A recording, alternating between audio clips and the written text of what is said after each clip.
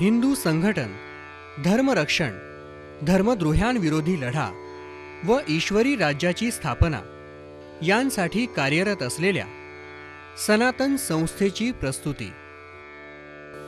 शिवाच्या उपासनेच्या तसेच नेहमीच्या उपासनेच्या संदर्भातील काही धार्मिक कृती अध्यात्मशास्त्रीय कारणमीमांसेसह या सीडीमध्ये देत आहोत.